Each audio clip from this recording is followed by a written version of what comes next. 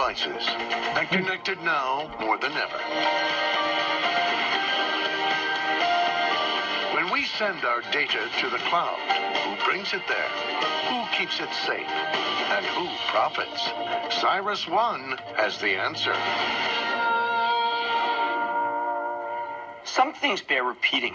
In an environment like this where people expect the Federal Reserve to raise rates twice this year, perhaps even more, you need to be very selective with your approach to high-yielding dividend stocks like utilities or the real estate investment trusts, even though interest rates have been dropping like a stone of late. Remember, ultimately, higher rates make these bond market alternative plays less attractive. The REITs in particular have had a very rough time. But there's one kind of real estate investment trust that's actually been working, and that's the data center REITs. Makes sense. With the rise of cloud computing, there's tremendous demand for data storage. And the best data storage, real estate, is becoming a lot more lucrative. We've talked about this with Digital Realty. Tonight I got a new one for you. CyrusOne, or CONE, C-O-N-E for you home gamers. CyrusOne is a high-growth REIT that specializes in owning data center properties, and the stock's been on fire lately. It's up 14% year to date. Plus, even up here, the stock still sports a 3.26% yield, which isn't bad. So can the data center theme keep propelling the stock higher? Let's take a closer look with Gary Wojcik. He is the president and CEO of CyrusOne to learn more about the company and where it is headed. Mr. Wojcik, welcome to Mad Money. Thanks, Jim, and you can call me Wojo. Wojo. All right, we'll do Wojo. Wojo, there was a company that got downgraded today called NVIDIA, and it's a favorite of a lot of our viewers. And one of the things that was in the downgrade to sell was they said they see the data center slowing. I read everything about your company. I don't think you would agree with that analysis, would you?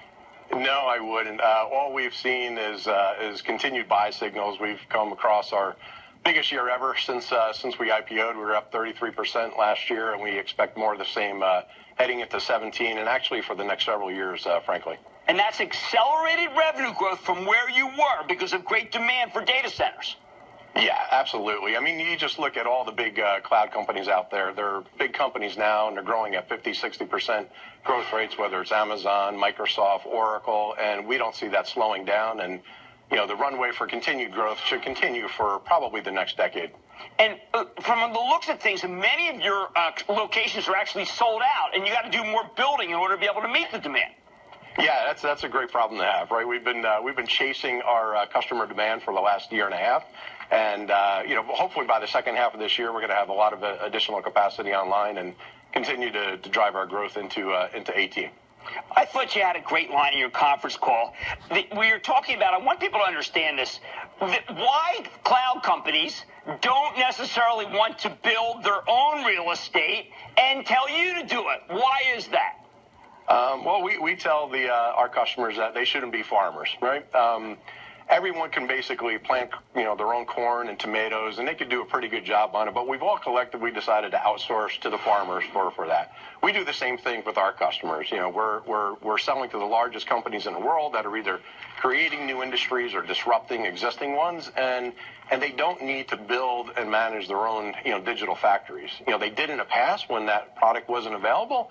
But now, you know, there's no reason for them to do it. We could build it cheaper and faster at the same quality. And so we expect over time, all of those companies will outsource all of their data centers to a company like us. And one of the things I thought that was very interesting was that you've got it seems like a hammerlock on the healthcare vertical. Talk about a group that shouldn't be in there building data centers. How did you get that particular tie-in?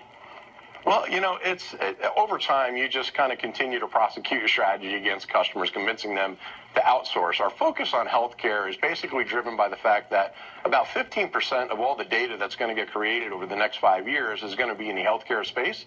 So we wanted to target that vertical so we'd have a product that's going to enable us to continue to grow alongside, you know, the growth in data for healthcare.